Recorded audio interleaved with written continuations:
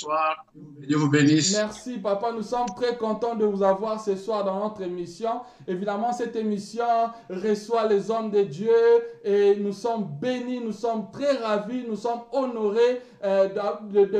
Nous sommes, le mot me manque en fait. Je sais comment vous remercier d'avoir accepté notre invitation. Je ne sais pas si vous avez un mot par rapport aux enfants de Dieu, à l'église, à toute personne qui nous suit en ce moment. À vous la parole, apôtre. Oui, je commence par saluer tous ceux qui nous suivent. Je suis sûr qu'ils seront bénis par la parole de Dieu Amen. que nous allons apporter ce soir. Je m'en veux aussi remercier Hervé, donc Hervé et la chaîne que vous avez sur, à Manchester, par laquelle nous pouvons atteindre plusieurs. En tout cas, que Dieu vous bénisse, que Dieu bénisse le travail que vous êtes en train de faire. Merci, papa. Nous sommes très contents et nous recevons la bénédiction au nom de Jésus. Alors, bien-aimés, nous, vous savez déjà comment notre émission se passe. Donc, on donne la parole à l'homme de Dieu de parler à l'église, de communiquer à l'église la pensée de Dieu, la volonté de Dieu, l'ainsi dit l'Éternel. Et par après, on va justement poser des questions. Peut-être osant la question pour continue de la bisso, on va demander à l'apôtre. Retenez que cette émission a pour objectif de bénir le peuple de Dieu et d'enseigner. Nous ne voulons pas de banalité, nous ne voulons pas de bassesse. Respectez les hommes de Dieu, respectez l'émission. Si vous avez de très bonnes questions, on va poser des questions. Alors rapidement, nous laissons la parole à l'apôtre de nous parler et de nous donner les thèmes. Nous voulons être emportés par la parole de Dieu. Papa, à vous la parole. Donc prenez votre temps et nous, on va juste venir pour vous poser des questions. Le peuple de Dieu vous écoute, l'église de Dieu vous écoute. Là, je vois déjà, il y a plusieurs personnes qui sont connectées. Il y a des gens qui sont en train de se connecter maintenant. Donc, nous croyons que de plus cette zone avancée, il y aura plus de personnes qui vont entrer et on va parler. Yom Tozo Landabiso en ce moment, plus partagez vidéo, partagez. L'église a besoin d'écouter ce que l'apôtre va dire. Merci. À vous la parole, papa. Merci. Merci beaucoup. Pour ce soir, je m'en vais parler d'un thème qui est très important, un thème qui est vraiment, qui a été le message même central de la Bible ou le message de l'Évangile, quoi. Donc, je parle du royaume de Dieu, Amen. le royaume de Dieu. Donc, si nous pouvons sans plus tarder lire l'Évangile selon Matthieu chapitre 6, verset 33. Je vais lire au nom de Jésus. Amen. Matthieu chapitre 6, verset 33. Cherchez premièrement le royaume et la justice de Dieu. Cherchez premièrement le royaume et la justice de Dieu. Amen. Et toutes ces choses vous seront données par-dessus. Je m'arrête là. Bien-aimé, celui qui parle, c'est Jésus-Christ. Il s'adresse aux hommes comme nous, les hommes qui avaient des soucis. Quand vous lisez le chapitre en entier, vous allez découvrir que Jésus parlait des besoins des hommes. Un peu avant, il a dit pour vous, il s'adresse aux disciples, avant même que vous puissiez parler, votre Père connaît vos besoins. Et même dans ce verset, la Bible ne nie pas que nous avons des problèmes sur la terre, mais cependant, Jésus dit ici que dans tous les besoins que vous avez, votre besoin primordial doit être le royaume de Dieu. Alors, même nous aussi aujourd'hui, nous avons beaucoup de besoins. L'homme a toujours des besoins jusqu'au temps où il va mourir. C'est en ce moment-là que les besoins vont cesser. Mais tant que nous vivons, nous avons toujours des besoins. Mais parfois, nous faisons une erreur. Le plus grand besoin dans les pensées du Seigneur, parce que vous savez, la Bible, quand vous la lisez, vous devez être à mesure de comprendre la pensée de l'auteur. Qu'est-ce que Jésus voulait dire au juste? Mais dans la pensée de l'auteur qui est notre Seigneur, il veut nous dire ici tout simplement de mettre de l'ordre dans ce que nous cherchons. Commençons par, premièrement, commençons par mettre en première position la recherche du royaume de Dieu et de sa justice. Alors, je voudrais, dans mon introduction, essayer un peu de parler de ce mot royaume. Qu'est-ce qu'il voulait dire par royaume? Jésus veut dire le règne de Dieu dans l'éternité. Parce que le terme royaume vient du grec Vassilia, qui signifie, qui est un terme théologique avec une dimension eschatologique dans le judaïsme. Alors, ce mot-là, pour nous les chrétiens aujourd'hui, signifie l'endroit, le royaume de Dieu, c'est-à-dire l'endroit où Dieu règne. Là où Dieu règne. Et lorsque Jésus dit chercher le royaume de Dieu, le royaume et la justice de Dieu, il veut dire désirer beaucoup plus quitter ce monde pour vivre dans la présence de Dieu. Amen. Amen. Pour désirer plutôt rester à côté de votre Dieu pour l'éternité. C'est le plus grand besoin. Et alors, en attendant, pendant que vous vivez sur la terre, tous les autres besoins, votre Père connaît que vous en avez besoin et il prendra soin de vous. Vous lirez dans le même chapitre, Jésus dit que regardez les oiseaux du ciel qui ne travaillent pas, mais ils mangent. Donc, comme pour dire, Dieu qui prend soin des oiseaux du ciel, il est capable de prendre soin de vous. Donc, je voudrais encourager celui qui m'écoute ce soir que nous devons considérer que le premier besoin que l'homme a, c'est chercher le royaume de Dieu. Alors, dans le mot Vassilia, il y a le concept de l'espace, le roi qui règne dans l'espace déterminé, dans un territoire bien déterminé. Donc, il y a l'espace, la conception de l'espace, et il y a aussi la conception du temps. C'est ainsi que, j'ai dit ça pourquoi? Parce que comme nous parlons du royaume de Dieu, dans la Bible, vous allez trouver que dans les évangiles synoptiques, on a utilisé plusieurs mots. Tantôt on parle du royaume du ciel, tantôt on parle du royaume de Dieu, tantôt on parle du royaume de Jésus. Alors tous ces termes-là signifient la même chose, vous devez comprendre ça. Mais il y a un terme qui revient aussi dans la Bible dont nous devons bien clarifier avant que nous puissions entrer dans la profondeur de notre matière. Ce qu'est le terme, le règne de Dieu. Le règne de Dieu. Alors rappelez-vous que dans le Vassilia, il y a aussi l'idée de la présence temporaire, c'est-à-dire de l'influence de Dieu. Temporaire. C'est ainsi que quand vous lisez en Matthieu chapitre 6, verset 33, là, quand on parle de premièrement le royaume de Dieu. Si j'ai cherché le royaume de Dieu pendant que je suis sur la terre, il est maintenant possible que je puisse vivre le reflet de ce royaume de Dieu sur la terre. C'est ce qui fera la différence dans ma vie, moi qui ai accepté le Seigneur, avec les autres qui n'ont pas accepté le Seigneur. Je peux vivre le reflet de ce royaume-là. Pourquoi? Parce que le Seigneur est avec moi, il vit en moi, et le règne de Dieu est aussi dans ma vie. C'est ainsi que, donc, lorsque Jésus dit, par exemple, en Matthieu chapitre 6, verset 10, lorsqu'il dit à ses disciples, il leur apprend comment prier, la Bible dit au verset 10 que « Dites que ton règne vienne et que ta volonté soit faite sur la terre comme au ciel. » Alors, qu'est-ce qu'il voulait dire là? Que ton règne vienne. Alors, le règne de Dieu ne signifie pas nécessairement le royaume de Dieu. Le royaume de Dieu, il y a le règne, parce que Dieu règne dans son royaume. Amen. Dieu règne, c'est lui le ciel, c'est lui qui contrôle les anges, il a l'autorité sur tout. Alors maintenant, lorsque Jésus dit à ses disciples, la pensée qui était dans ce verset, quand Jésus parlait, il voulait dire à ses disciples que partout, désirez, là où vous êtes, que le règne de Dieu vienne, que Dieu intervienne dans vos affaires, qu'il intervienne dans vos vies, qu'il intervienne dans votre travail. Vous voyez, par exemple, quand je prends par exemple l'exemple de l'église, quand nous sommes ensemble dans une église, voilà, le royaume de Dieu n'est pas là, mais le règne de Dieu, nous pouvons le sentir. C'est-à-dire que l'influence, nous invoquons le Saint-Esprit, nous invoquons la présence des anges. Dieu descend et nous voyons des guérisons se faire et nous voyons des gens parler en langue. Et cela, c'est la présence, le règne de Dieu dans ce qui est temporaire. Quand nous avons terminé, le Seigneur n'est pas dans le bâtiment, par exemple, pour le moment, mais Dieu a régné.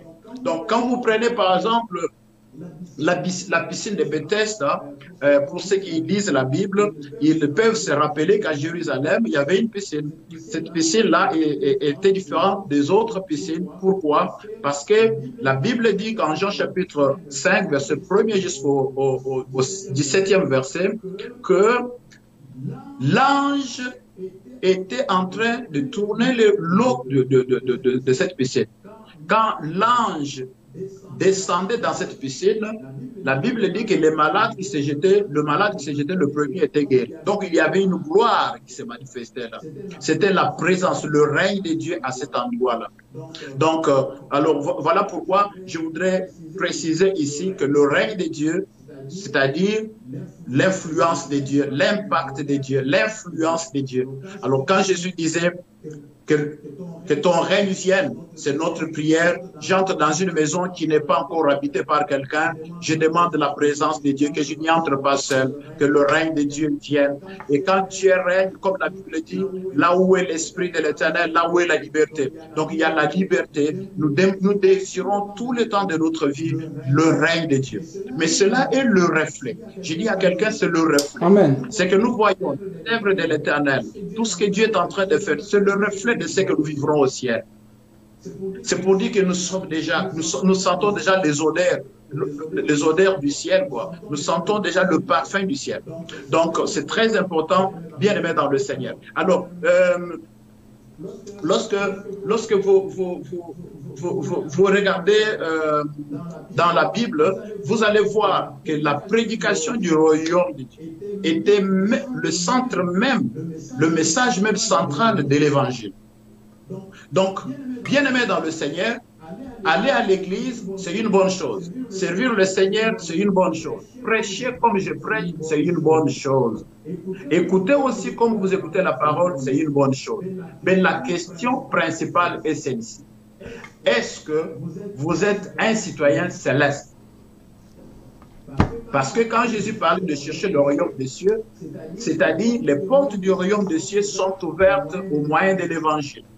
Vous croyez en Jésus, vous l'acceptez comme Seigneur et Sauveur personnel, vous êtes un citoyen céleste. À partir de ce moment-là, vous avez la vie éternelle. Vous êtes un citoyen céleste, quel que soit ce qui peut arriver dans ce monde, et vous allez partir, vous reposer auprès de votre Père. Alors, donc, pourquoi est-il important de chercher le royaume des cieux?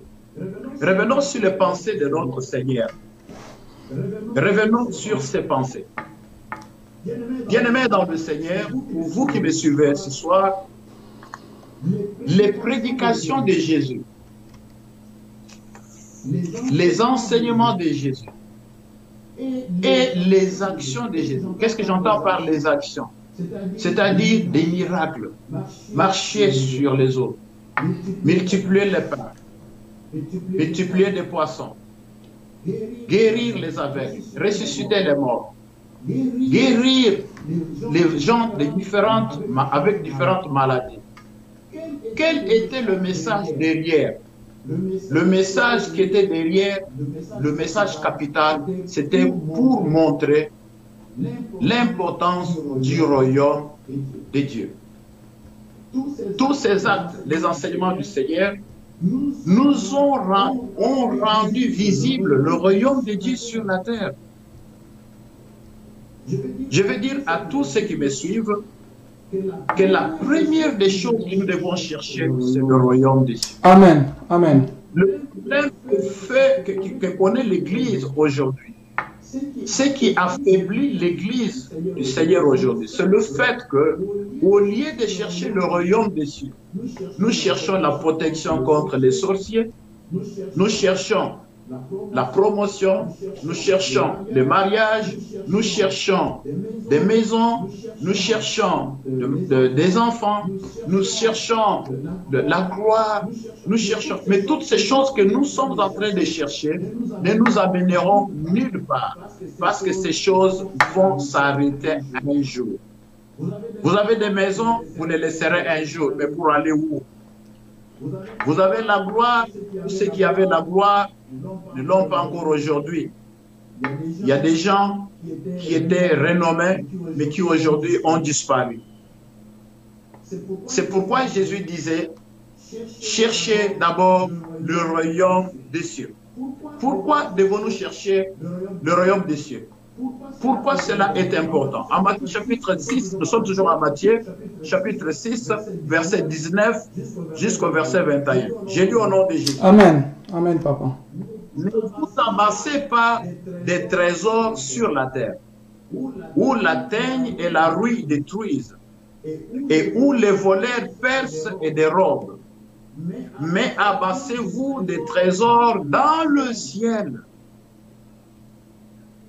Amassez-vous des trésors dans le ciel, où la teigne et la rouille ne détruisent point, et où les voleurs ne percent ni ne dérobent, car là où est ton trésor, là aussi sera ton cœur. Écoutez, mon frère, ma soeur, Jésus justifie ses pensées dans le verset 33.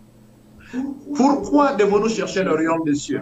Parce que le royaume de la terre que vous voyez, les pouvoirs, tout ce que nous voyons sur la terre passera. Ça passera. Les choses que nous avons sur la terre, il y a la rouille, c'est-à-dire les destructeurs qui est là. Vous pouvez être riche aujourd'hui, ce n'est pas une garantie pour demain. Vous pouvez avoir beaucoup de maisons, mais mon frère, vous les laisserez, ma soeur, vous laisserez ces maisons. Vous pouvez être renommé aujourd'hui, mais il y a eu des hommes renommés avant vous. Vous laisserez aussi toutes ces choses. Il y a aussi les voleurs. Et le plus grand voleur que nous connaissons sur cette terre, c'est le diable, le dévoreur. C'est le diable qui est le destructeur. Dans ce monde, le diable est là pour détruire. Mais Jésus ici oppose le royaume de Dieu, la terre, la situation de la terre par rapport au ciel. Alors il dit, amassez des trésors dans le ciel. Cherchez des trésors, investissez pour le ciel. Donc le ciel, c'est un endroit sûr. Je fais ce soir, par ce message, comme Jésus, la publicité du ciel. Bien aimé, si tu as une belle maison, mais elle n'est pas semblable à l'habitation que nous aurons au ciel.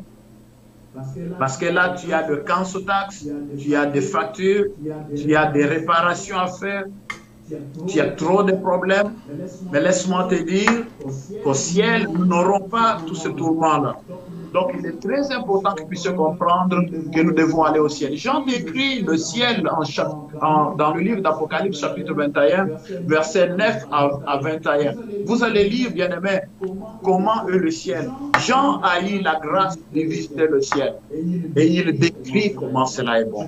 Je comprends pourquoi Jésus aussi a dit, je m'en vais vous préparer une place. S'il n'en était pas ici, je ne vous aurais pas dit. Donc, toi, frère, ma soeur, aussitôt que tu acceptes Jésus, aussitôt que tu désires le royaume des cieux, tu seras dans la joie. Pourquoi? Parce qu'il y a une place qui est déjà préparée pour toi. Il y a une place que le Seigneur a déjà préparée. Donc, cherchez le royaume des cieux. Cherchons le royaume des cieux. Vous savez, bien aimé, lorsqu'à partir du moment où nous changeons d'objectif, nous allons à l'église pour chercher Dieu, pour chercher le royaume des cieux, pour être agréable à Dieu. Nous allons à l'église, nous devenons chrétiens, quelle que soit notre situation terrestre, mais nous cherchons Dieu. Bien aimé dans le Seigneur, et bien à ce moment-là, les autres choses, Dieu donnera l'ordre, afin que ces choses, au lieu que toi tu les cherches, mais que ces choses te cherchent toi. Que les choses que toi tu cherchais te cherchent. David avait raison de dire, le bonheur et la grâce m'accompagneront tous les jours de ma vie. Parce qu'il avait la conviction que son cœur était attaché à Dieu. Et que dans le principe divin, tout ce qu'il voulait, tout ce qui est bonheur, tout ce qui est grâce, devait le suivre. Même toi aussi, frère, tu peux être à David aujourd'hui. Le bonheur et la grâce t'accompagneront tous les temps de ta vie. Donc, bien-aimés dans le Seigneur, cherchons le royaume des cieux. Les choses de ce monde passeront. Laissez-moi un peu m'attarder un tout petit peu sur la situation dans laquelle nous nous trouvons aujourd'hui. Amen. Ce que nous sommes aujourd'hui. Avec cette affaire de coronavirus, de COVID-19. Quelles leçons nous pouvons tirer? beaucoup de leçons, n'est-ce pas? Mais je voudrais prendre une leçon qui est un peu relative à la leçon ou à l'enseignement que je suis en train de donner maintenant. Bien-aimés, nous avons une leçon. Quelle est cette leçon? Le monde dans lequel nous vivons aujourd'hui. C'est un monde qui n'est pas stable. Waouh, papa, ça c'est prophétique. Le monde sur lequel nous vivons aujourd'hui, c'est un monde qui n'est pas stable du tout. Oui, le monde n'est pas stable, merci. Il y a aussi une leçon. Rien n'est certain. C'est-à-dire, nous pouvons nous réveiller demain et tout a changé à basculer. Waouh. Waouh. Oui, parce que personne ne croyait qu'en ce moment nous allions être dans le confinement. Ah, ça, je suis tout à fait d'accord avec vous, papa. Tout à fait d'accord. Mais c'est arrivé. Mais qu'est-ce qui va se passer demain, après-demain? Qui connaît ce qui va devoir arriver? C'est pourquoi Jésus, qui connaît toutes choses, il nous dit, écoutez, cherchez d'abord le royaume des cieux. Amen. Là où tu es dans ta maison, tu es en train de chercher, peut-être tu es malade, cherche la guérison. C'est une bonne chose. Nous prions pour les malades. Ton pasteur peut prier aussi pour ta maladie. Les médecins peuvent te soigner. Mais pour combien de temps? Pour combien de temps? Si tu échappes à ce virus, mais il y a une mort qui viendra certainement. Et quand la mort vient, tout celui qui meurt toujours de quelque chose. Il y aura toujours quelque chose qui va créer ta mort un jour. Wow. Soit c'est la vieille, wow. soit c'est un accident, soit c'est peut-être une maladie, je ne sais pas. Mais il y aura toujours quelque chose qui va faire accomplir la volonté de Dieu, comme il a dit. Je t'ai tiré de la poussière, tu retourneras à la poussière.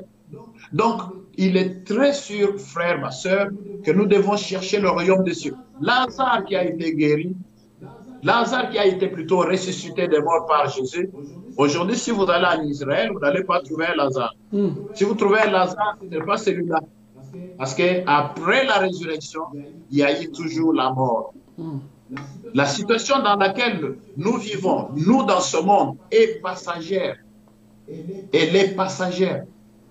Mon frère, ma soeur, même si aujourd'hui tu as la possibilité de devenir riche ou même très riche, mais tu vas te réjouir de cette richesse pour combien d'années? Je vais te dire qu'il y a un seul endroit où nous pouvons nous réjouir pour l'éternité. C'est au ciel. Amen. Amen. Donc, il est très important que nous puissions prêcher l'évangile. Prêcher l'évangile du royaume des cieux, comme la Bible dit en Matthieu chapitre 24, verset 14, que cette bonne nouvelle du royaume de Dieu sera prêchée jusqu'à la fin du monde pour servir de témoignage et ainsi viendra la fin. Ainsi viendra la fin. Donc, ça dit qu'il y a une fin, mon frère, ma soeur, qui va venir. Mais écoute, tu es heureux si tu as déjà accepté Jésus dans ta vie.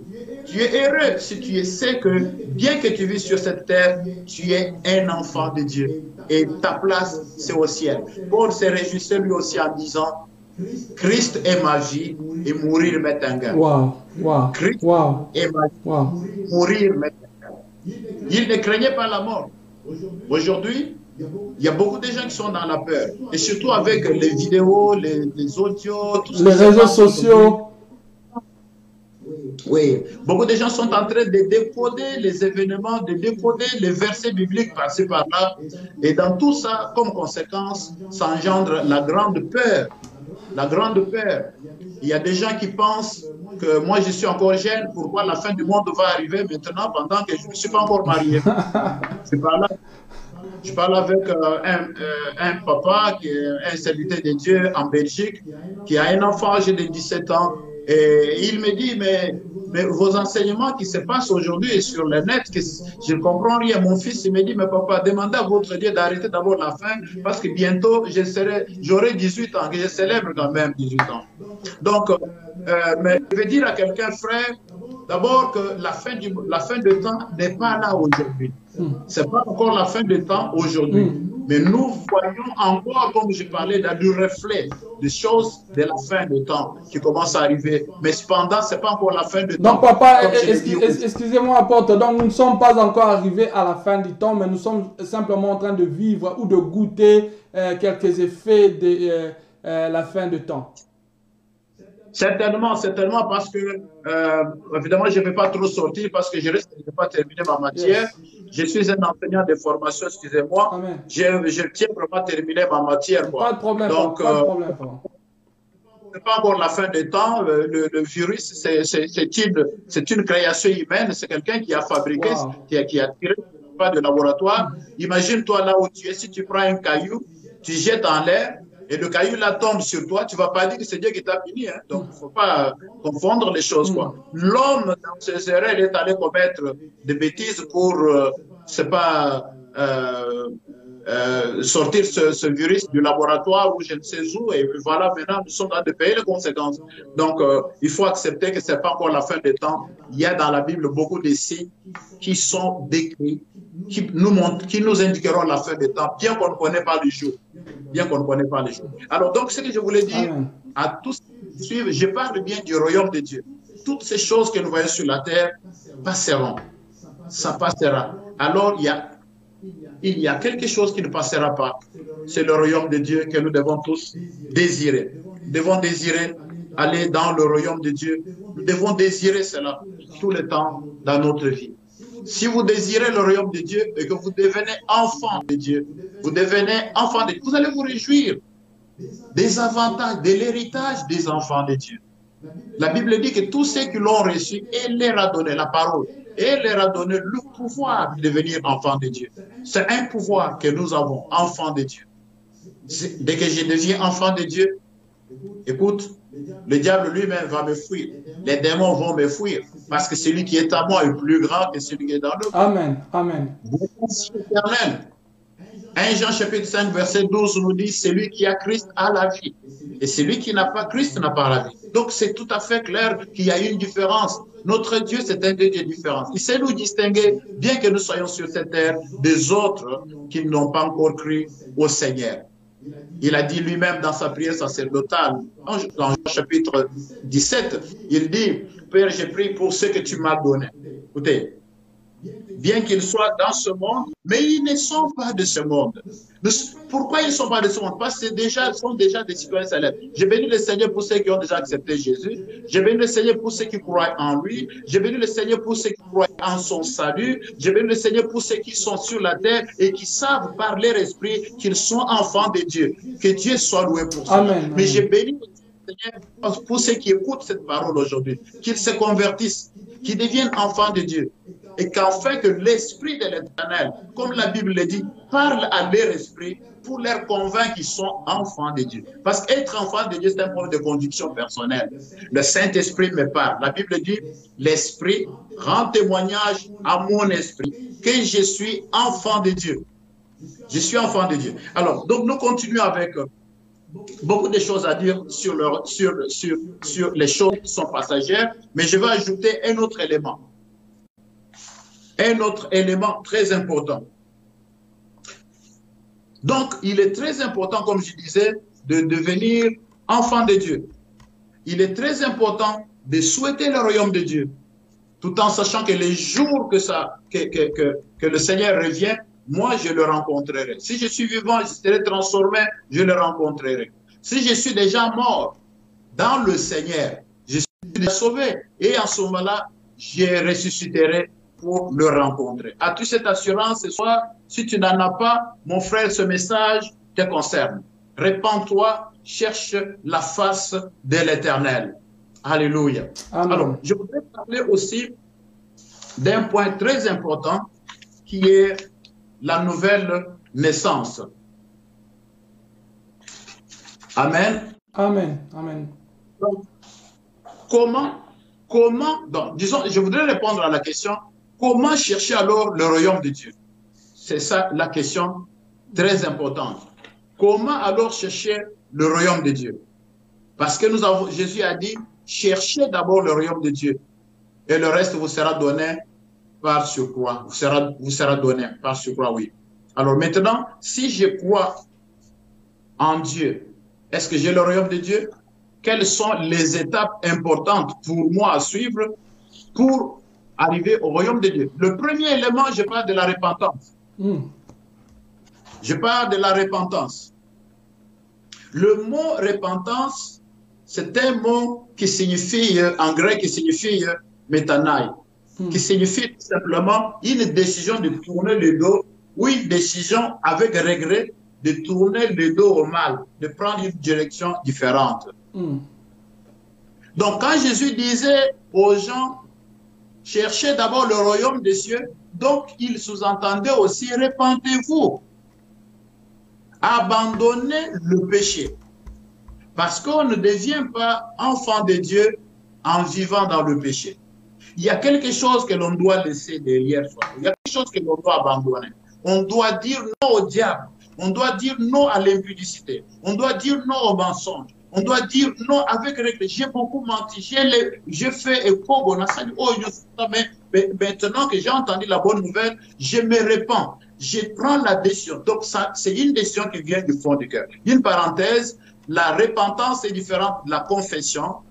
La confession, c'est pour les chrétiens. La repentance, c'est pour les païens. Wow. Il y a beaucoup de gens aujourd'hui qui se disent chrétiens, qui sont à l'église, mais qui ne se sont jamais repentis. La vie chrétienne, vraie vie chrétienne, commence par la repentance. La première marche d'un chrétien, c'est se reconnaître qu'il est pécheur. C'est reconnaître qu'il est un buveur, j'étais menteur, j'étais impudique, maintenant j'abandonne cette vie-là. J'étais féticheur, j'étais magicien, j'abandonne cette vie-là, je me donne maintenant au Seigneur. C'est ça le premier pas, obligatoirement.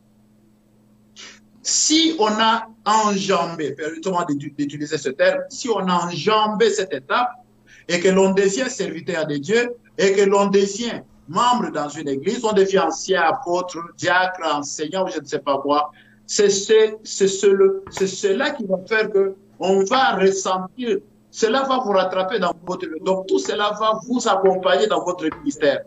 Vous serez toujours prédicateur impudique, vous serez toujours prédicateur menteur, parce que vous ne êtes jamais repenti. La repentance, c'est la décision du cœur.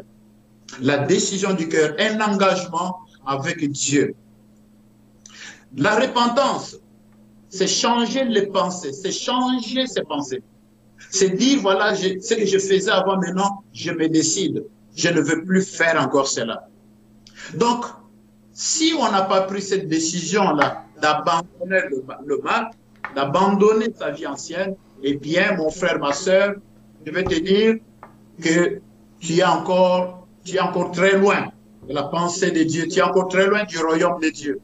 Parfois, le danger, c'est qu'on peut prétendre être déjà dans le royaume de Dieu, alors qu'on est encore dans le royaume du diable. Ceux qui se répandent, ils vivent une vraie vie chrétienne. La vie chrétienne ne consiste pas en paroles. Pour eux, la vie chrétienne, c'est la vie. C'est une vie que l'on vit tous les jours. Les gens qui sont autour d'eux peuvent témoigner, cette personne était comme ça, nous savons ça. Mais aujourd'hui, la personne s'est répandue, elle a changé.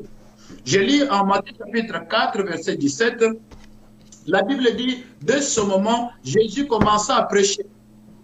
Écoutez la prédication de Jésus, de le commencement. Écoutez ce qu'il dit. Et à dire, répentez-vous, car le royaume des cieux est proche. Répentez-vous, car le royaume de Dieu est proche.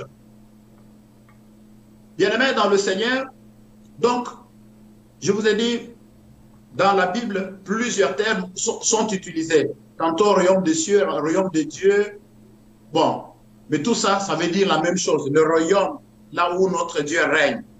Mais ici, Jésus, dans son message, le mot-clé, comme nous avons vu en Jean chapitre 6, verset 33, il parle du royaume de Dieu. Ici, le mot-clé, c'est la repentance. Il dit, répentez-vous. Pourquoi? Pourquoi devons-nous nous repentir? Il dit lui-même, c'est parce que le royaume des cieux est proche. Ce qui revient à dire, il n'y a pas de royaume des cieux pour ceux qui ne se repentent pas. Amen. Wow. Le royaume des cieux n'est pas comme un terrain de football où tout le monde peut entrer à condition d'acheter le ticket. Oh, wow. Ça j'aime beaucoup, papa. Avancez, homme de Dieu. Une église dont les portes sont ouvertes, les chimères entrent, les impudiques entrent dans une église. Mais dans le royaume des cieux, frère, tu n'entreras pas si tu ne t'es jamais repenti. Wow, wow. Le royaume de Dieu, ce n'est pas un gunda où tu peux tromper. On m'avait frappé ici, il y avait ceci, cela. Tu seras devant un juge que tu ne peux pas tromper. Wow, wow. Amen. Les témoins impudiques n'y entreront pas. Les alcooliques n'entreront pas. Donc, les sorciers n'entreront, les magiciens n'entreront pas. Donc, c'est tout à fait clair que si tu veux y entrer, voici le temps. Les portes sont encore ouvertes, c'est le temps de la grâce. Jésus dit, repentez-vous. Donc, le message de la repentance est très important pour le royaume des cieux. Si nous prêchons de guérison, nous prêchons de délivrance, rien que ça, nous prêchons la bénédiction matérielle, eh bien, tout cela conduit aux gens à aller tout droit en enfer. Le message clé, c'est le royaume de Dieu. Et le reste, c'est la délivrance, la guérison. Le Seigneur sait que nous avons besoin de ça. J'ai toujours dit, si il y a des miracles qui s'opèrent sans qu'il y ait la parole de Dieu, c'est suspect. Parce que la parole de Dieu est la base, et la saine doctrine, qui est la parole de Dieu, est la base. Notre force, nous la puisons de la parole de Dieu. Et quand il n'y a pas de parole, c'est compliqué. Wow. Donc, quand il y a des miracles et que la parole de miracles qui ne sont pas fondés sur la parole de Dieu, donc c'est suspect. Ça, j'aime beaucoup, papa. Ça, oui, c'est très suspect parce que j'ai dit ça par rapport à la Bible. Vous savez, moi, je suis conduit par 4 éléments. Je peux te dire, ça, c'est le secret de ma vie. Il y a Dieu au ciel, qui est le maître de l'univers. Et par mon intimité, je parle avec Dieu, il me conduit. Quand tu m'as demandé de préparer ce message, tu te rappelles, je t'ai dit, donnez-moi le temps. Yes, yes. Je ne peux pas dire non, je dois prendre le temps pour prier. Le Seigneur m'oriente. Ah, yes. Je suis différent des autres, je suis différent de n'importe qui, je respecte tous ceux qui sont avec moi. Et chacun aussi a ses rapports avec Dieu. Mais je sais aussi, un autre élément important, c'est moi. Donc, je disais Dieu, moi, les autres. Et les autres, il y a les contextes, les circonstances. Voilà le principe qui conduit mon ministère. Donc, quand j'ai la conviction qui vient de Dieu, je fais ce que Dieu fait. Ce que Dieu fait. Comme Jésus lui-même disait en Jean chapitre 5, verset 19, que tout ce que je fais, ça vient du Père. Donc, comme Moïse aussi, à qui Dieu a dit, dans le livre d'Exode, il a dit, regarde, vois, et bâtis le tabernacle selon le modèle que tu vois. Comprenez? Amen. Donc, excusez-moi. Non, je vous comprends, papa, je vous comprends très bien. Là vraiment, toujours comprendre très, très bien. Donc, et aussi, j'aime la simplicité dont vous présentez l'enseignement. Ça entre directement. Donc, là, vraiment, nous sommes bénis, nous sommes vraiment bénis, papa. Continuez, si vous pouvez continuer, s'il vous plaît. Merci. Donc, je disais, la repentance, c'est le premier message de notre Seigneur Jésus-Christ. Et nous voyons aussi les apôtres. Les apôtres. L'Église. L'Église aujourd'hui doit voir le modèle de l'Église primitive. Et nous devons copier les enseignements des apôtres et voir ce qu'ils faisaient eux aussi. Dans le premier message après donc le jour de Pentecôte, la Bible dit en Actes chapitre 2, verset 38, Pierre leur dit, repentez-vous et que chacun de vous soit baptisé au nom de Jésus-Christ. Repentez-vous et que chacun de vous soit baptisé au nom de Jésus-Christ. Mon frère, le plus grand problème, c'est que nous avons des gens qui ne comprennent pas que le commencement, c'est ça. La parole de Dieu doit toucher quelqu'un au fond de son cœur, afin que quelqu'un dise non, j'ai besoin de la repentance, j'ai besoin d'abandonner cette vie. La Bible dit ici qu'ils eurent leur cœur vivement touché. Ceux qui ont écouté l'évangile, ceux qui ont écouté la parole de Dieu avec la puissance, ils se sont dit, en tout cas, donc, qu'allons-nous faire, frères? Oh mes frères, qu'allons-nous faire? Et Pierre leur dit, repentez-vous et que chacun de vous soit baptisé au nom de Jésus pour le pardon de vos péchés. Et vous recevrez le don du Saint-Esprit. Donc, ce que vous devez faire, vous païens, vous qui avez arrêté Jésus, le Sauveur, vous qui l'avez jugé, vous qui l'avez condamné, vous qui l'avez crucifié, maintenant que vous avez la culpabilité sur votre cœur, vous avez une solution. Quelle est la solution? Repentez-vous. Repentez-vous. Nous avons beaucoup de gens qui vont à l'église, qui servent le Seigneur, qui ne se sont jamais repentis. Se plaignent des orgueillés à l'église, se plaignent des orgueillés, se plaignent des impudiques, des gens qui n'ont jamais abandonné leur péché et qui n'aiment même pas qu'on touche à ça. Vous parlez de la repentance, on dit, vous m'avez visé. Ce message, en tout cas, ça c'est moi. Oui, frère, si tu dis que c'est toi, oui, je confirme que c'est toi. Amen, amen, amen, amen, amen. Je n'ai pas honte de prêcher l'évangile. Je n'ai pas honte de dire ce que le Seigneur voulait. Parce que c'est le message central de l'évangile. Donc, repentez-vous. Le premier message, le jour de Pentecôte, rempli du Saint-Esprit. Je demande à mes frères prédicateurs de la parole de Dieu, pendant ce temps de virus, profitons-en pour prêcher la repentance. Profitons-en pour prêcher la repentance. Nous voulons prêcher la repentance à ceux qui sont dans ce pays, dans notre communauté, que les gens changent, que les gens acceptent Jésus, qu'ils abandonnent leurs anciennes voies.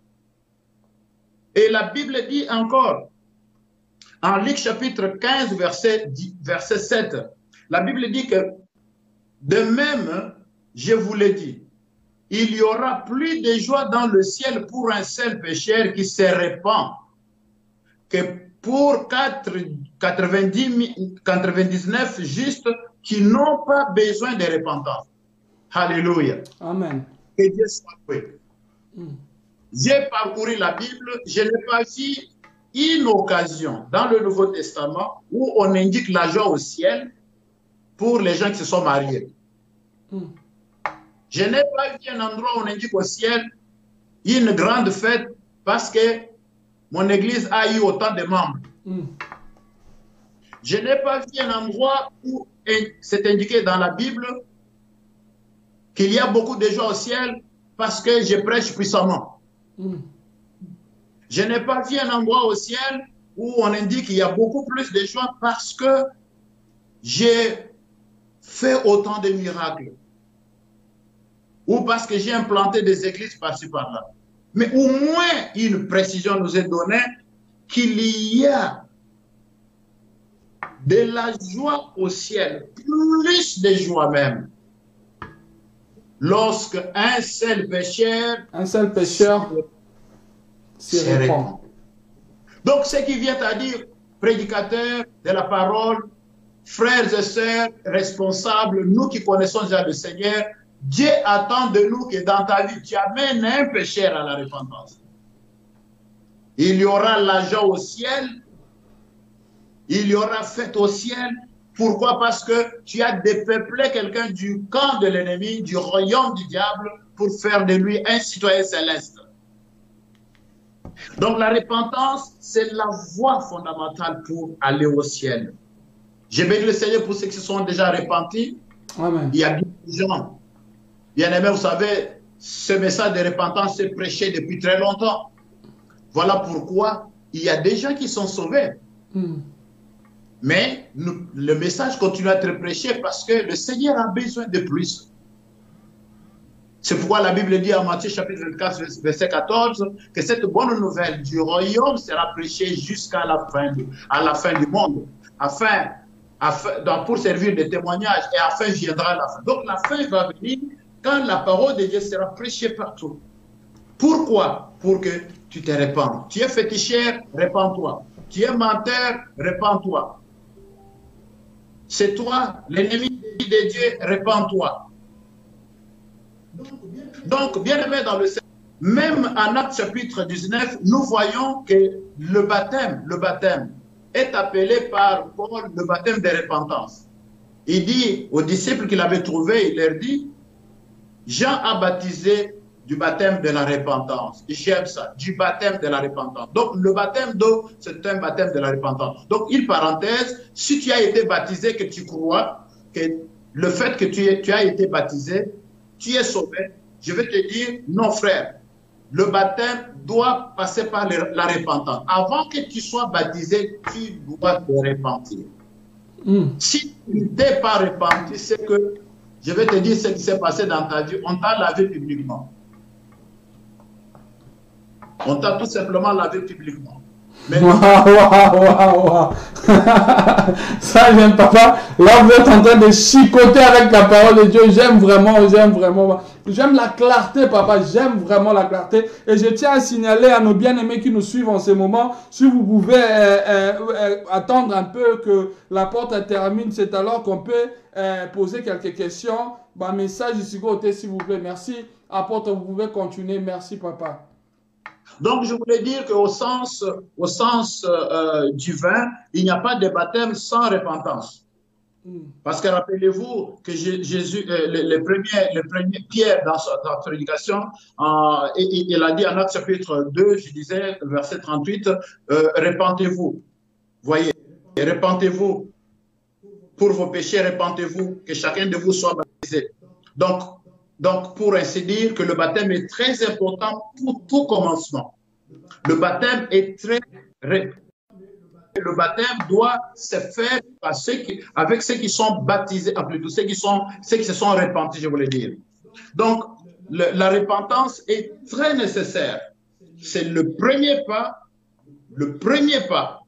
Quand on se repent, on abandonne sa vie ancienne et on accepte Jésus comme Seigneur et Sauveur personnel. Là, je voudrais tout simplement dire que Jésus est le Sauveur. C'est par lui que nous devenons des nouvelles créatures. L'accepter comme Seigneur Sauveur, patron de la vie. Apocalypse 3, 20, la Bible dit, me voici, je tiens à la porte, celui qui ouvre. Moi, je fais quoi? J'entre dans lui. Je souperai avec lui, ce qui revient à dire souper. Quand tu es dans la joie, tu es avec lui. Quand tu es dans le malheur aussi, il sera avec toi. Quand tu ouvres ton cœur, les portes de ton cœur, tu lui montres les secrets de ta vie. Lui devient le patron. Il s'assoit sur le trône dans ton cœur. Il devient celui qui conduit ta vie. Dans tout ce que tu es en train de faire, tu l'acceptes. Et comme lui, il est saint, il demeure en toi, il va purifier tout le reste. Et tu deviens enfant de Dieu. Et tu deviens enfant de Dieu. Et la Bible dit clairement, en Jean chapitre 1, Jean 5, verset 12, que c'est lui qui a le Fils à la vie. Wow. C'est-à-dire que tu as la vie. Alléluia. Amen. Tu as la vie. C'est lui qui a le Fils à la vie. Écoutez, dans ce monde, il y a toujours des gens qui ont le Fils et il y en a qui n'en ont pas. Pourquoi même Jésus a dit, en Marc chapitre 16, il a dit ceci, allez, à partir du verset 15, il a dit, allez prêcher la bonne nouvelle partout, tout ça, prêcher, celui qui croira et qui sera baptisé sera sauvé. Celui qui ne croira pas, il sera condamné. C'est-à-dire qu'il y a toujours des catégories de personnes sur la terre. Dans le domaine du salut, il y a toujours des gens qui ne sont pas sauvés, il y a toujours des gens qui sont sauvés. Jésus lui-même l'a dit, celui qui croira sera sauvé. Celui qui ne croira pas, il ne sera pas sauvé. Donc, alors, ils sont partis prêcher la bonne nouvelle. 1 Jean chapitre 5, verset 12, la Bible dit, c'est lui qui a le Fils à la vie. On ne dit pas qu'il aura la vie, on dit il a la vie. Pourquoi? Parce que lui-même a la vie. Et la Bible ajoute encore, petits enfants, n'ayez pas peur, parce que c'est lui qui est en vous. Il n'est pas dehors, il n'est pas derrière moi. Alléluia, alléluia, alléluia. Il est en nous, alléluia. Il est plus grand que ce qui est dans le monde. Donc, c'est question que je me rassure que j'ai le Seigneur avec moi. Il vit en moi et j'ai la vie. Pourquoi? Parce que c'est lui qui donne la vie. Je suis né de lui. Je voudrais donner une petite parenthèse. Vous savez, après le premier péché, Adam, d'abord, après la création, Adam devait dormir parce que Dieu a dit, il n'est pas bon que l'homme soit seul. Adam, c'est lui que Dieu a fait endormir. Et il y a eu une opération pendant qu'il dormait. Cette opération a fait qu'on retire la côte et puis on fait une femme. Donc la femme qui est l'image de l'Église aujourd'hui est sortie des côtes d'Adam. Or, ce même Adam, ça, ce n'est qu'une parenthèse. Quand on aura le temps, on viendra sur ça. Mais, or, la Bible parle du premier Adam, du deuxième Adam. Deuxième Adam, c'est Jésus, qui lui n'est pas venu avec la mort, mais avec la vie. Et comment? Pour que l'Église naisse, il fallait que le deuxième Adam dorme lui aussi. Et comment il devait dormir? Il est allé jusqu'à mourir sur la croix. Il a été mis sur une tombe. Et l'Église et l'épouse de Christ est sortie aussi de lui. Oh my God. Oh my God. Alors, cette œuvre de Golgotha, ce n'est pas une œuvre qui est la moindre. Oh my God. Donc, nous avons le salut par cette œuvre-là. Voilà pourquoi moi, je suis né en Mbujimaï. Je suis né en Mbujimaï, en République démocratique du Congo. Mais spirituellement parlant, je suis né au mont Golgotha. Oh, hallelujah. Amen. Amen.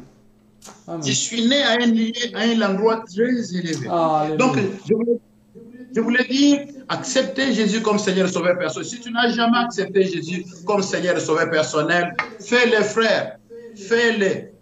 Accepte Jésus. Tu te répands. Tu acceptes Jésus comme Seigneur et Sauveur personnel et tu te fais baptiser réellement en renonçant plutôt à la vie ancienne.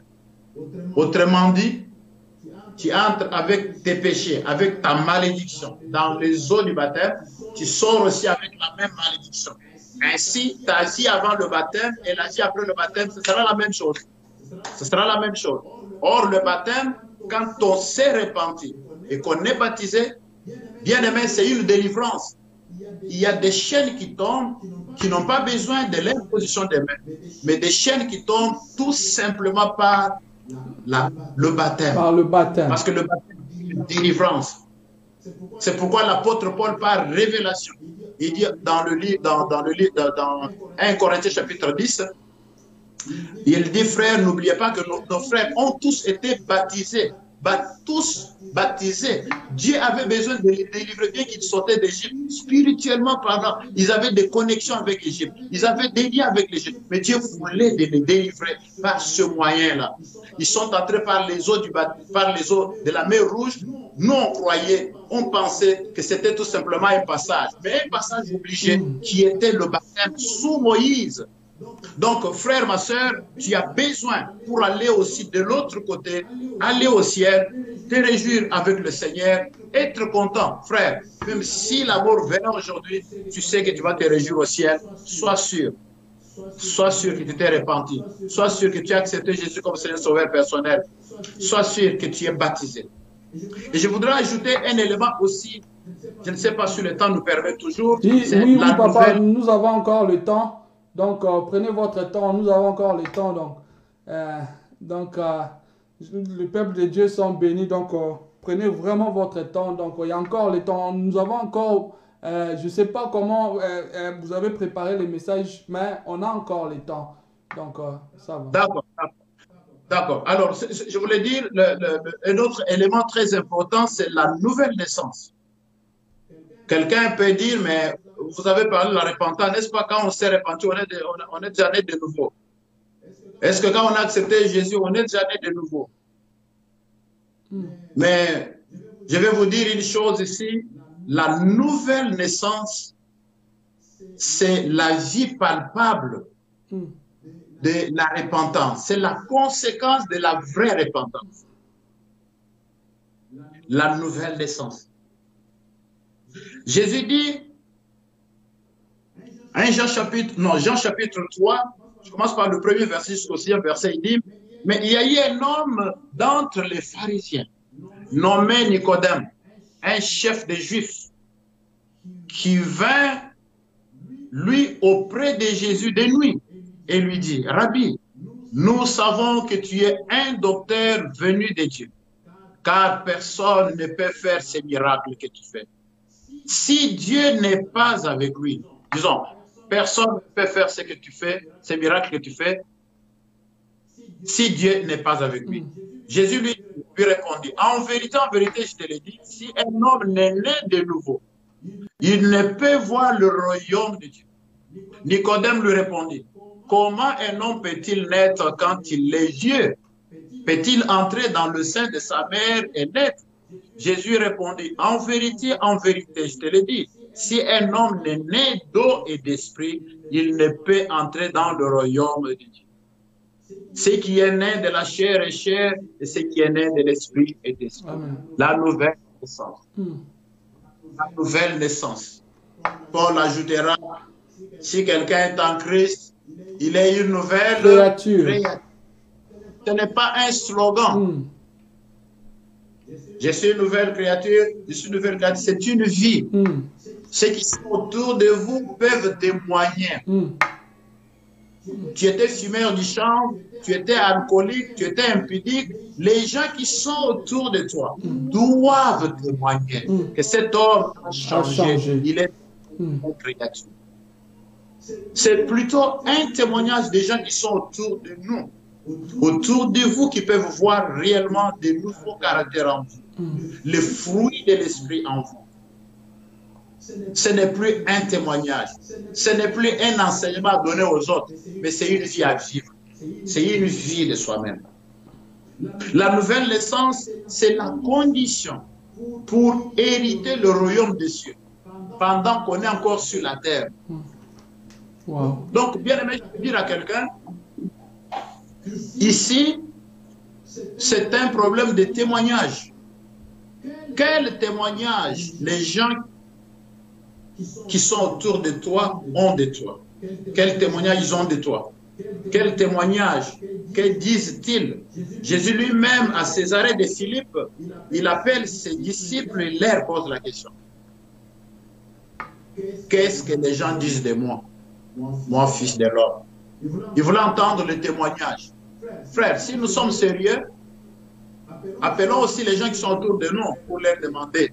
Dites-moi un peu, soyons sérieux. Dites-moi un peu, vous pensez que je suis qui? Hervé, qu'est-ce que tu penses de moi? Chrétienne. Appelle ta femme, ton mari, les enfants au salon pour leur dire, je ne veux pas vous punir, mais dites-moi quand même. Qu'est-ce que vous pensez de moi? Si je suis qui? Vous pensez comment? Appelez les responsables de votre église, comité pour dire, que pensez-vous de moi? Comment je suis? Jésus l'a fait, n'est-ce pas? Il y en a qui peuvent donner de mauvaises réponses qui ne sont pas correctes. Mais il y en aura toujours un, comme Simon, inspiré, qui voit correctement les choses. Amen. Amen. Waouh, wow, qui voit correctement les choses. Alléluia. Amen. Nous nous opposons à ceux qui nous disent la vérité. Et nous pouvons même les haïr. Tu es méchant? Où est le problème si on te dit que tu es méchant et qu'en réalité tu l'es? Change. Répands-toi. Répands-toi tout simplement. Nous avons beaucoup d'héros aujourd'hui. Si vous le dites, ce qui est vrai, il va voyer, il va vraiment voyer. Moi, je pense que c'est un grand défaut. Beaucoup d'Hérode. Wow. À cause d'Hérodiens. Wow. Jean-Baptiste a eu sa tête décapitée. Waouh, waouh, waouh, waouh. Il y a de fortes révélations ici, les lois. Donc, c'est ce qu'on a besoin dans nos églises. Combien sont nés de nouveau? Parmi ceux qui servent, combien sont nés de nouveau? On peut prêcher la parole sans être né de nouveau, s'il vous plaît. On peut très bien connaître les Écritures, interpeller, décoder le Kara, donc depuis les livres de Moïse, donc décoder tous les versets bibliques, décoder toutes les pensées de Dieu, mais sans être né de nouveau. Savez-vous que le diable lui-même connaît mieux la parole que nous? Wow. Connaît mieux. Donc, la nouvelle naissance, nous devons, bien aimés dans le Seigneur, nous regarder en face, nous juger. Nous avons besoin de cette nouvelle naissance. Et cela est possible. Amen. Parce que la Bible dit, ceux qui sont dans le Seigneur ressuscité le premier. Ce qui revient à dire qu'avant nous, il y a des gens qui ont écouté ce message, qui ont accepté Jésus. Il y a des gens qui sont morts dans le Seigneur. C'est un témoignage. Il y a des gens qui sont morts dans le Seigneur, parce que la Bible le dit. Qui sont morts dans le Seigneur. Et ceux-là attendent la résurrection. Et il y a des gens qui vont ressusciter ces jours-là. Donc, qui étaient nés de nouveau, qui ont accepté le Seigneur comme Seigneur sauveur personnel.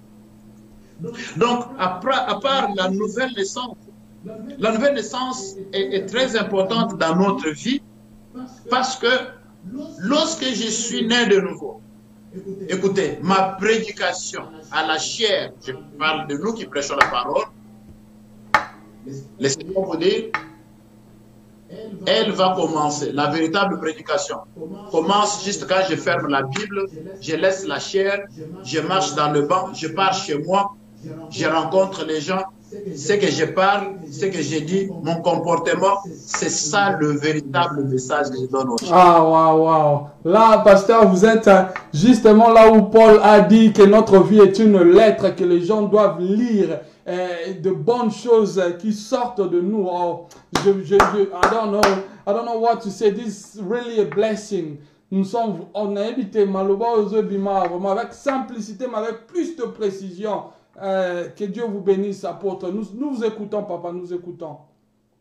Amen. Donc, merci beaucoup pour les encouragements. Merci parce que c'est la parole de Dieu. Amen. Donc, nous, vie devient témoignage. Donc, je disais, je peux prêcher la parole de Dieu, je peux aller à l'église, mais sans être né de nouveau.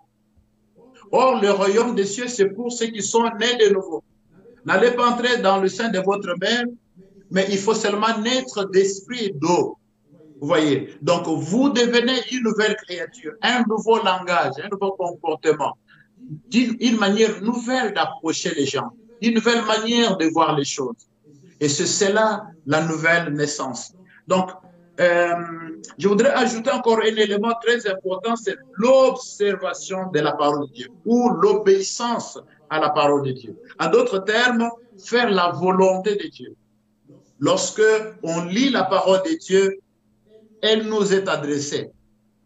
Frère, la parole de Dieu n'est pas adressée seulement aux fidèles, mais la parole de Dieu m'est adressée.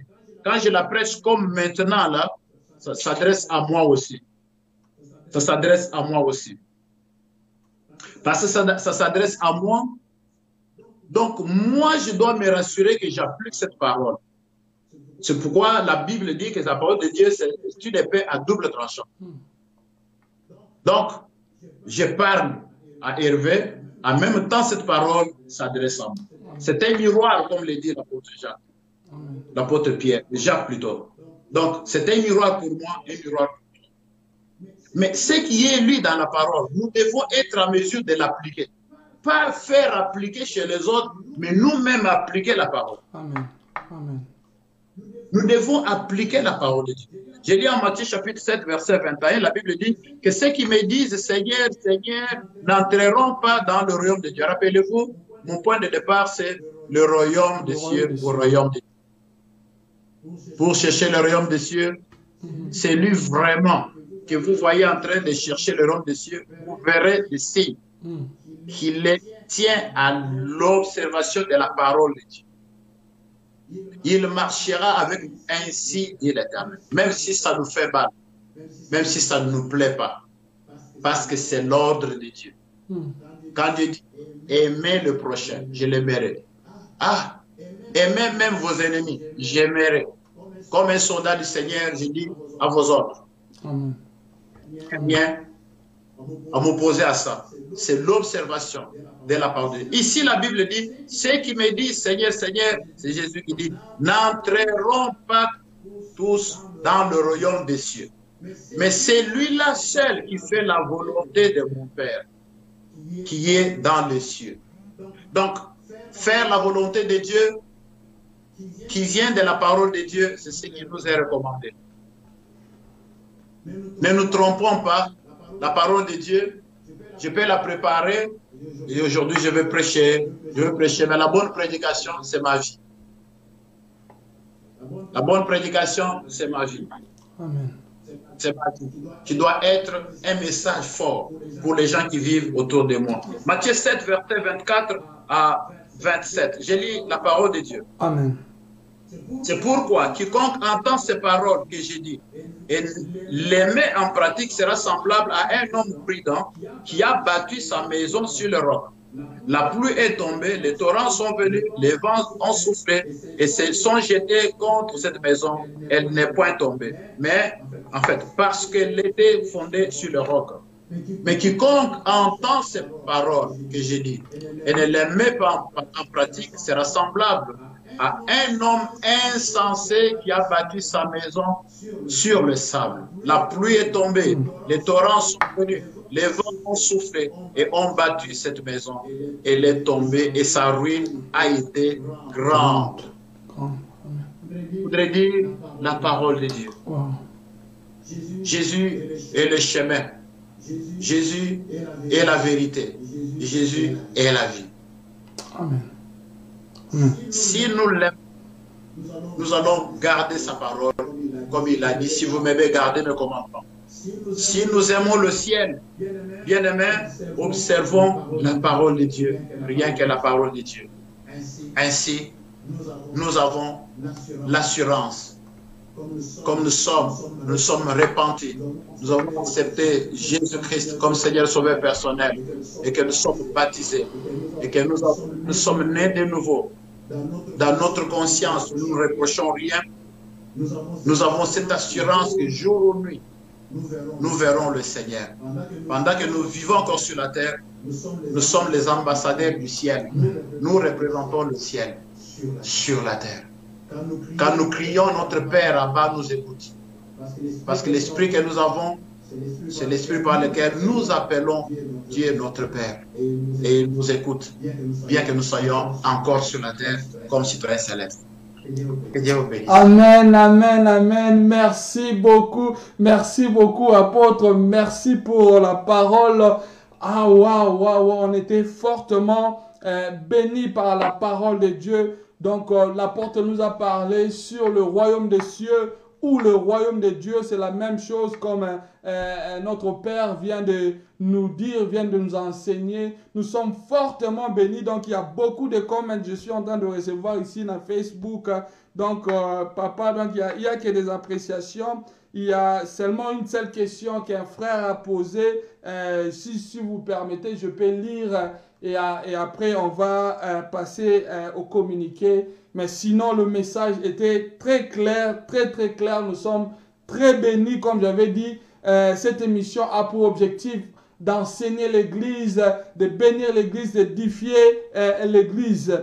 Donc, il y a des gens ici qui acclament, il y a des commentaires, il y a des messages. On m'envoie des messages même sur WhatsApp. Donc, sur WhatsApp, je reçois les messages. Et en même le Messenger aussi, je reçois les messages. Et il y a aussi des commentaires, je suis en train de voir sur Facebook. Je ne sais pas, papa, si vous permettez que je pose la question que le bien-aimé a fait. D'accord. Que je pose la question, papa. Oui, vous pouvez poser. La question est venue d'un frère, il n'a pas précisé son nom. La question est que, comme quoi faire pour être sauvé?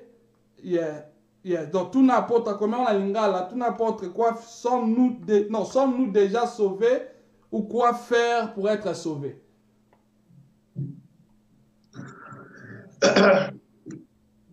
Je ne sais pas pourquoi le frère, vous savez, dans la science théologique qu'on appelle la sotériologie, science où ezota la makambo ya na olobana lingala po yo kape où ezota la makambo ya salut na inaye bisaye peut-être que prochainement to ko lobela mo sokiza ma pesitan to na bato o bazana doctrine moko o balobi pona kozwa salut mutu na mutu asala misala ya malamu ye moko so bozala ndangai sala na yo nde ko sauver yo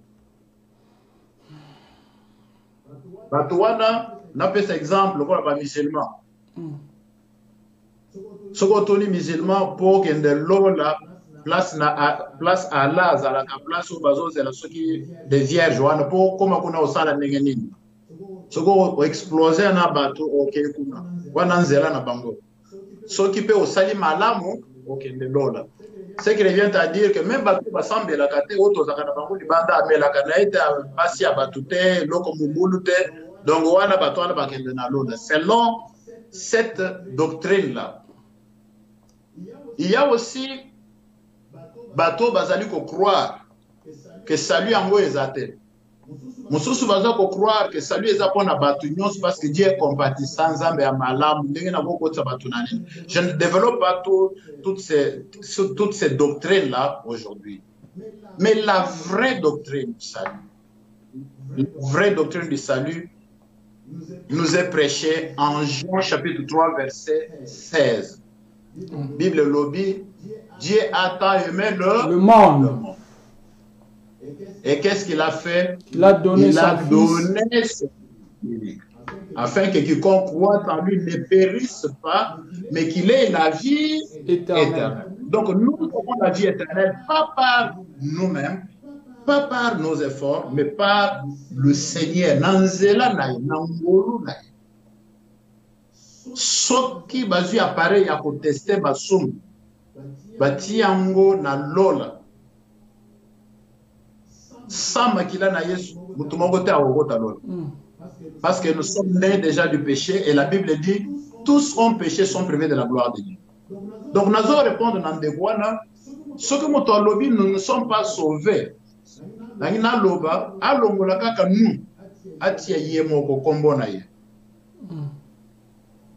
Et la réponse est là. Si un frère dit je ne suis pas sauvé, c'est tout à fait clair. Qu'il m'appelle et qu'il appelle un autre pasteur pour qu'on puisse parler avec lui afin qu'il suive la procédure autopsie pour Azoa Bomoya Seko. Et quant à dire non, c'est très dangereux. À ce moment-là, ça annule même l'œuvre de la croix. Donc, vous savez, Jésus a eu au salaire à Pam. Ça veut dire que même bateau Bible lobby qui sont morts dans le Seigneur, qui vont ressusciter le premier, personne n'est sauvé. Ça veut dire qu'il n'y a jamais eu un sauveur. Quel que soit tout ce que nous pouvons faire, tout ce que j'ai raconté, toutes ces étapes, l'homme reste toujours l'homme dans ce monde de péché. L'homme reste toujours le péché, n'a pas tout ce qui peut arriver. Parce que comme Martin Luther King disait, les pensées sont comme les oiseaux du ciel. Personne ne peut empêcher aux pensées à un oiseau de passer sur sa tête. Même président Yamboka, même Queen, ça peut arriver. Mais nous sommes sauvés à cause du sang de l'agneau. Nous sommes sauvés à cause de l'œuvre. Donc personne ne peut dire non, n'engagez pas tout le monde. Si quelqu'un dit ça, c'est lui-même, pas nous. Parce que moi, tel que je suis là, laissez-moi vous dire, j'ai l'assurance du salut. Je n'espère pas, j'ai l'assurance du salut. J'ai l'assurance. Oui, mais ce que vous avez vous avez l'assurance à Moutoukate. Policiers, nous sommes au Mario Kansara. Vous avez la certitude d'être à volant. Policiers à télévision, vous avez la télévision. Vous avez un accident parce que vous avez l'assurance. C'est comme ça avec la vie que nous menons pendant que nous sommes sur la terre. Il faut avoir cette assurance. Ce que vous avez en côté, répands-toi, fais-toi baptiser convenablement. En tant que vous allez, frère, ça le rôle à Nicodème, Bikitisa Luganzambe na katikati ya mtu. Luganzambe, va baptiser ta yomoko dans un coin reculé pour vivre aux anasalu. Donc, frère, en bref, que nous ne sommes pas encore, tu rejettes l'évangile, tu rejettes tout ça là, nous s'entendons. Mais ce que frère, c'est pas un problème. Mais ce que vous avez besoin de salut, benga un pasteur t'aidera. Sinon, cherche-moi, je t'aiderai. Alors, merci beaucoup, apôtre. Il y a des encouragements qui viennent ici. Il y a une sœur, je crois, Pierrette, elle a écrit, apôtre Oza, vraiment, Yanzambe, wow, Otei, vraiment. Et on a des amen, on a des likes, on a des love ici qui est en train de circuler. Il y a des gens qui envoient même ça sur WhatsApp. Un message. Et l'autre question était que faire pour être sauvé, apôtre? Donc, mais je l'ai dit ici, je l'ai dit que pour être sauvé, la première des choses, il faut se repentir. Quand on a écouté la bonne nouvelle, le message comme on a écouté là, eh bien, on a besoin de la repentance. je l'ai dit, il faut te repentir. Et il faut accepter Jésus comme Seigneur et Sauveur personnel. Wow. Donc, nous Accepter croyons Jésus le bien-aimé à... être baptisé, qu'on a baptisé, Père. Et puis après, parce que la nouvelle naissance, la régénération, même si on baptisé, aussi régénéré. Donc la nouvelle naissance, c'est une procédure mobimba où ils allaient que ça que changer petit à petit par rapport à la parole de Dieu. C'est ainsi que même tout ce qu'on en langue, cela ne veut pas dire qu'on est régénéré, qu'on est vraiment une nouvelle créature. Non, c'est une procédure mobimba. Donc, voilà, au moins, pour la procédure, il faut qu'on y en vous repentant, en étant baptisé, et puis après, voilà. Donc, c'est ça la procédure. Et puis, quand vous allez au pied pour écouter l'enseignement, il y a un affermissement. Amen. Merci à vous, papa. Merci à vous, apôtre. Je tiens à signaler qu'il y avait aussi, je dirais, il y a des hommes de Dieu qui sont en train de suivre. Il y a des pasteurs qui vous saluent ici. Je vois, il y a pasteur Baza connecté. Awawa, tellement ébélé. Donc, nous courons derrière les temps. Nous tenons premièrement à remercier l'apôtre. Nous vous remercions, papa. Donc, nous sommes fortement bénis. Tous enseigné, le peuple de Dieu est enseigné. C'est une bénédiction pour nous et nous croyons que ce n'est pas la dernière fois. Cette émission, on aura toujours à venir vers vous, papa, parce que le peuple de Dieu ont besoin d'écouter la parole de Dieu, la bonne sémence pour hériter le royaume de Dieu. Merci à vous, papa. Je rappelle encore, nous avons reçu l'apôtre André Diba. Il est le père fondateur visionnaire de l'église New Life à Rochdale et à Bradford. C'est un homme de Dieu. Il voyage partout dans le monde pour annoncer la bonne nouvelle que Dieu utilise aussi puissamment dans son ministère. Nous voyons de guérisons, nous voyons de miracles. C'est un homme de Dieu. Merci à vous, apôtre. Nous sommes honorés, nous sommes bénis. Merci, merci. Je ne sais pas, papa, si vous avez quelque chose à dire à propos de cette émission ou vous avez quelque chose à dire à l'église de Dieu ou un communiqué à passer à l'église. Merci à vous, la parole, papa. Merci. Je ne peux pas terminer sans vous remercier aussi pour cette opportunité parce que c'est une occasion qui est là pour nous, une occasion en or pour annoncer l'évangile et annoncer Christ lui-même. Merci beaucoup. Merci aussi pour les encouragements qui viennent de ceux qui nous ont écoutés aujourd'hui. Soyez bénis dans vos maisons. Mes collègues pasteurs, je vous encourage. Merci. Nous continuons à prêcher Christ ressuscité. Aussi, je voudrais annoncer que ce mercredi, nous avons un programme avec des pasteurs de différents points. Nous prions et nous faisons prier. Nous prions nous-mêmes parce que nous avons besoin de rester connectés à Dieu. Et puis aussi, nous faisons prier les églises. C'est-à-dire, écoutez, Dieu nous a appris qu'aujourd'hui, nous devons savoir que l'église, ce n'est pas comme nous voyons. Nous avons l'habitude de voir. Batunakatina salle, mais nous devons savoir que le Seigneur nous a enseigné autre chose. L'église, c'est Batunyoso. Donc, nous continuons à prier pour les malades, nous continuons à prier pour ceux qui sont dans des problèmes. Rejoignez-nous. Si vous êtes pasteur et que vous n'êtes pas encore dans ce programme, s'il vous plaît, envoyez un message. On va vous mettre dans le groupe parce que nous préparons déjà la journée du mercredi prochain. Que Dieu vous bénisse abondamment pour avoir disposé votre temps à m'écouter. Votre humble serviteur, apôtre André Diba. À la prochaine. Alors, merci à vous, nos téléspectateurs. Que Dieu vous bénisse. Donc, nous sommes en train de continuer nos émissions avec les hommes de Dieu. Donc, ils vont passer. Et je tiens à signaler que bientôt, nous allons inaugurer notre plateau. Je vais vous signaler que nous avons un plateau. Nous attendons seulement que le confinement finisse. Nous voulons écouter ce que le gouvernement va nous annoncer. Et par après, nous allons nous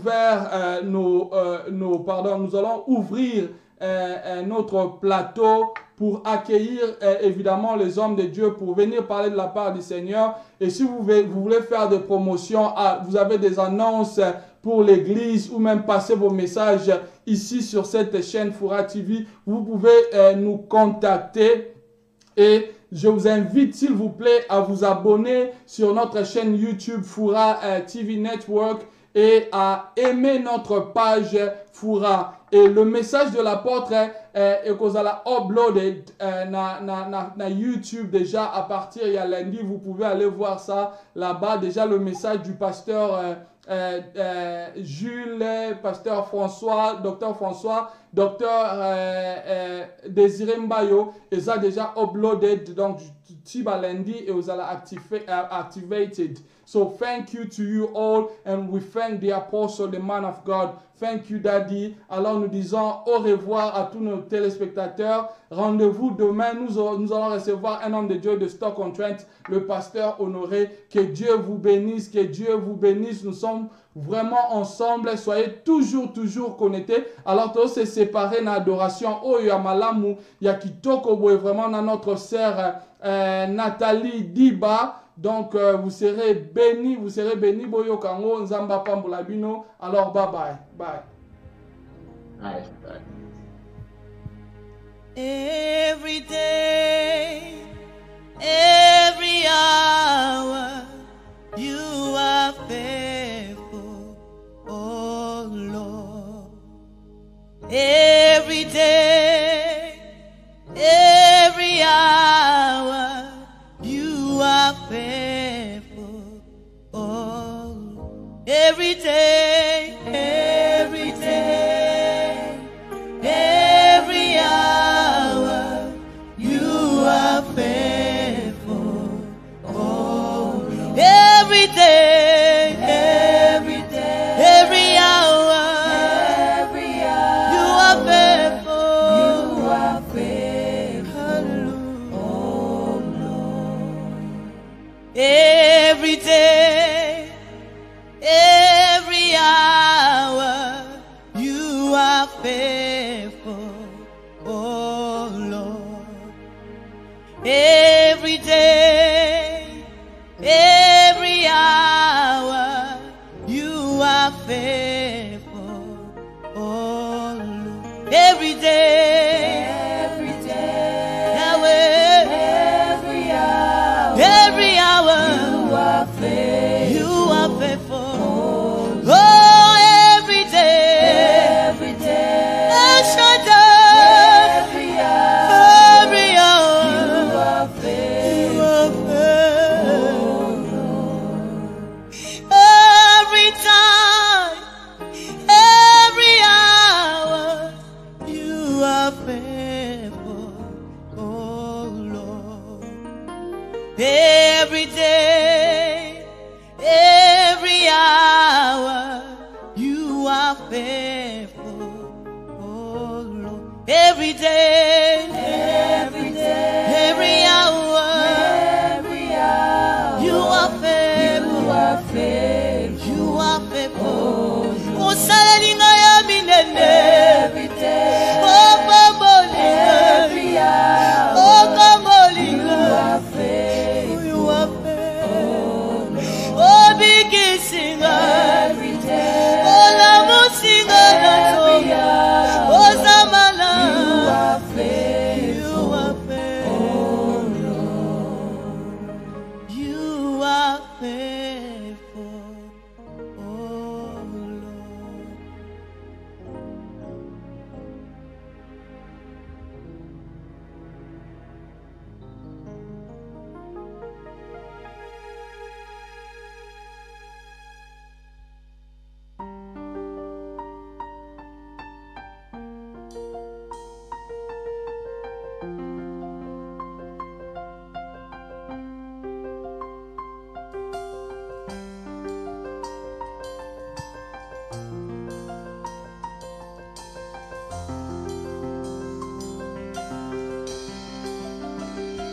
Casting crown, lifting hands, bowing hearts, it's all we've come to do. Casting crowns, lifting hands, bowing hearts, it's all we've come to do. Adonai, Adonai, Adonai, you reign on high. We will rise in your name.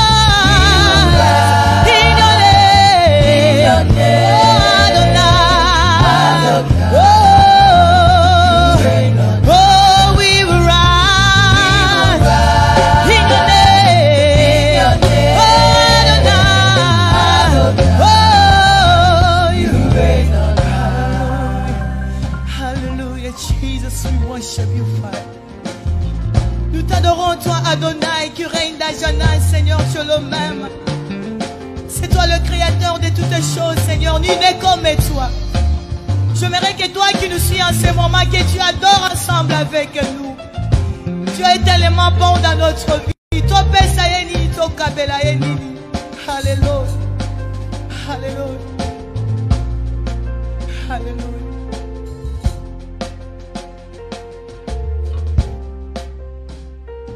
We will rise in your name, Adonai. You reign. Can somebody sing with me? We will rise in your name, Adonai, Adonai. Même toi qui nous suis en ce moment, tu peux chanter avec nous. We will rise in your name, oh Adonai. Oh, oublie les problèmes que tu es en train de traverser, chante avec moi. In your name, oh Adonai, Adonai, you reign on high.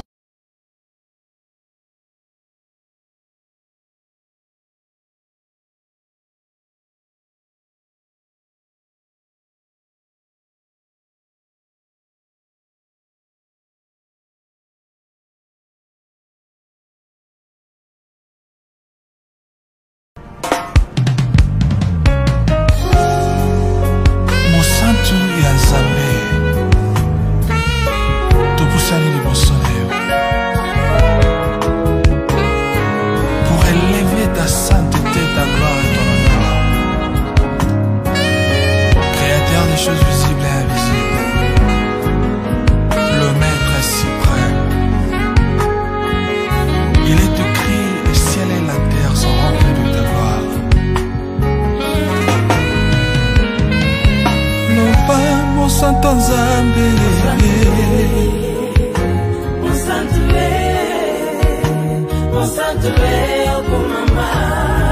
Loba mon santo Lola,